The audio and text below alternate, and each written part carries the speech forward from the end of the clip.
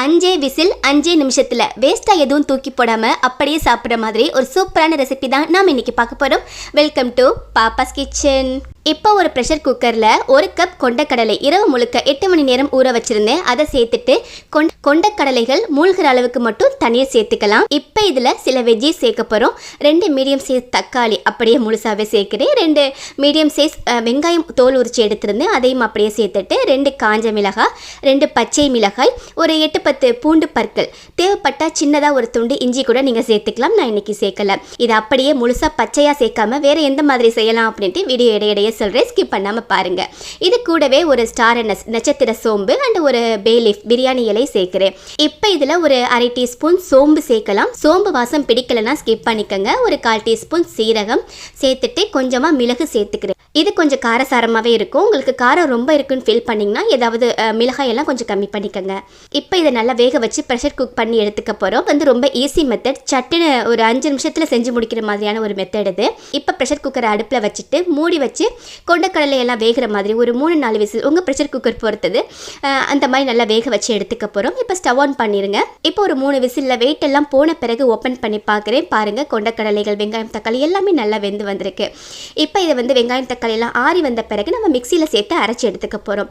தக்காளி பாருங்கள் நல்லா சாஃப்டாக குலைவாக வெந்திருக்கு, அப்படியே முழுசாகவே இருக்குது. ஸோ தக்காளி, வெங்காயம், மிளகாய், பூண்டு எல்லாத்தையும் சேர்த்துக்கோங்க.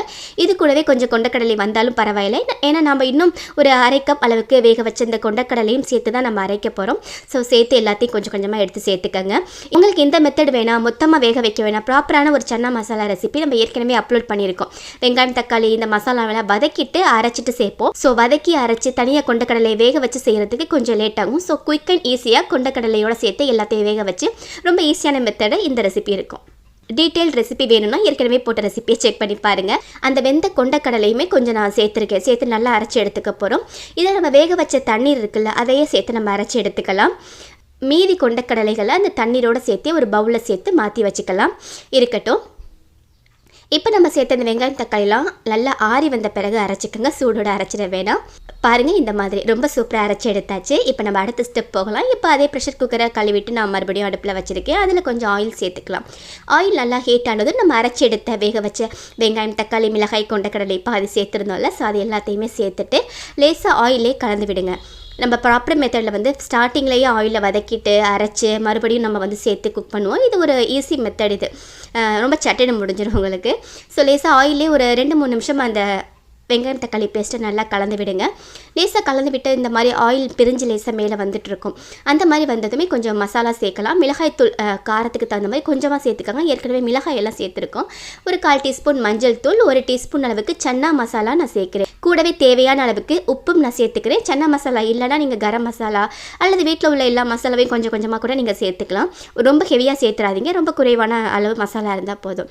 இந்த மாதிரி சேர்த்துட்டு நல்லா கலந்து விடுங்க. அந்த வெங்காயம் தக்காளி ஆயில் கூட இந்த மசாலாவும் நல்லா கலந்து வந்தப்ப இப்போ இதில் வேக வச்ச கொண்டக்கடலைகளை தண்ணீரோடையே நான் அப்படியே சேர்க்குறேன். சேர்த்துட்டு கலந்து விடுங்க. நம்ம வெங்காயம் தக்காளி அரைச்சி சேர்த்ததால் ரொம்ப திக்காக க்ரீமியாக இருக்கும். இந்த மாதிரி நல்லா கலந்து விட்டுருங்க. இது அப்படியே ஒரு மிதமான தீயில் நீங்கள் 10 நிமிஷம் வச்சிங்கன்னா கொஞ்சம் திக்னஸ் ஆகி வரும்.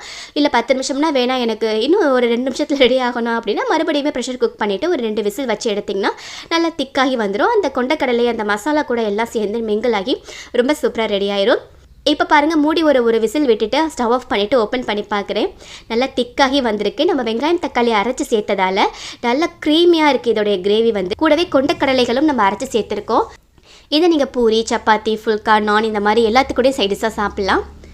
இதுக்கு மேலே கொஞ்சம் கசூரி மேத்தி சேர்க்குறேன். நார்த் இந்தியன் டிஷ் மோஸ்ட்லி சேர்ப்பாங்கள்ல, ஸோ அது மாதிரி நான் சேர்த்துருக்கேன். அல்லது நீங்கள் மல்லி இலைகள் கூட நீங்கள் சேர்த்துக்கலாம். சேர்த்துட்டு நல்லா கலந்து விட்டுருங்க. பாருங்கள், ரொம்ப ரிச் அண்ட் க்ரீமியான சன்னா மசாலா ரொம்ப குயிக் அண்ட் ஈஸியாக செஞ்சுருக்கோம். கண்டிப்பாக ட்ரை பண்ணி பாருங்கள். நம்ம மிஸ் பண்ணாமல் நீங்கள் இந்த சுவையான சுலபமான சன்னா மசாலா வீட்டை செஞ்சு பாருங்கள். நாளைக்கு ஒரு இன்ட்ரெஸ்டிங்கான ரெசிபியில் மீட் பண்ணலாம்.